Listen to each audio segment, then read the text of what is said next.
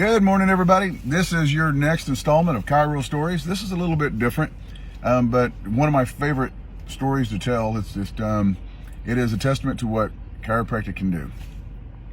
20 years ago, I got asked to come speak to a homeschool group, and it was at this huge church, and I hadn't been in practice very long, so I showed up to the church, and there was, maybe 100 people there.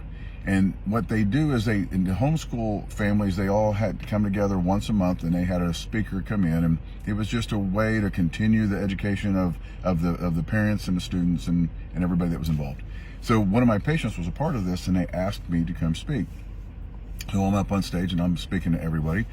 And the interesting thing is, the lady that was in charge of the homeschool group, Tracy, her son was Bryce, the one I've told you guys previously about. The Bryce was a little boy with the asthma that was dying of asthma, and she did not want me there.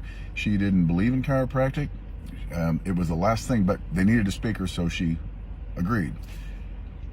Well, after I did my talk, right after that, I saw one family brought their little one in, then another one in, and the next thing another one in, and before I knew it, I was seeing tons of kids from this homeschool group, especially after, we took care of Bryce and the amazing results he got. So approximately a year later, they asked me to come back and present again. So when I got to the church, it was even a bigger group, and I'm on stage and I'm getting ready to, start my presentation, about chiropractic and what it can do for you and your family. Over in the side, in this big church, the church kitchen was over there, and all the kids, were in there, and there was a ton of them, and they were just making a bunch of noise. Now, to set this story up, or to kind of explain it a little bit better, and I used to do this a lot, I don't do it as much anymore, but what I would do is when the little ones would come in and they would lay on their back and I'd get ready to adjust their cervicals, I would just kind of take their head and move it a little bit, and I said, I'm checking for marbles. I said, do you have marbles in your head? And their eyes would get big and they'd smile. I was like, no. And I'd shake their head and I said, are you sure? And then I would, adjust them, and then the noise wouldn't scare them as much. Oh, I got rid of your marbles, and so it was just something to try to ease the anxiety of the little ones when they first started coming in, so they knew kind of what was going on. Well, fast forward a year later, here they come, and one of the parents said, Dr. Young, we apologize, interrupt you, but the kids are just busting at the seams. They want to give you something. And so they all come up, and there was a ton of them, and I'm on stage, and they all walk up, and they're in a big group, and they hand me this big jar of marbles. This was 20 years ago. I still have it. And all at the same time, they all said, Dr. Young, thank you for getting rid of our marbles. Oh my goodness. And I'm looking down at these little ones, and it was awful. I just I'm tearing up now. Just started to cry. It was the most amazing moment in my practice of at this time.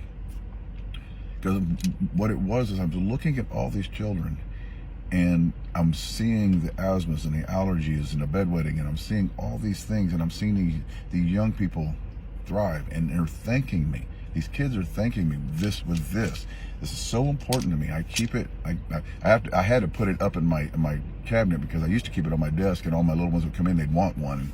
Can't have any of my marbles. But here's why I wanted to share this with you. And this is why it's so important to me today, 20 years later. I can't tell you how many of those little ones, how many of those children are now bringing their children. Ashley was in yesterday with her little one.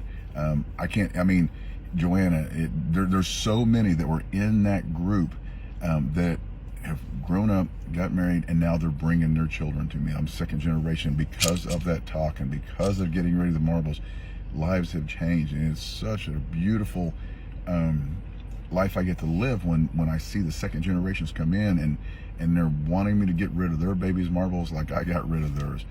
Man, you guys, this profession is amazing, and never underestimate the effect that you're having with any of them. I mean, it's so vitally important. And just a little bit of a side note, in that group, there was a 2-year-old, Noah. his brother was Bryce, the 4-year-old with the asthma. Well, Noah was in my office on Monday morning observing because he's strongly considering going to chiropractic school. So you never know something you think, say, or do today that will affect the lives of millions tomorrow. I love you all. Have an amazing day. Merry Christmas. If there's anything I can ever do for you, please let me know.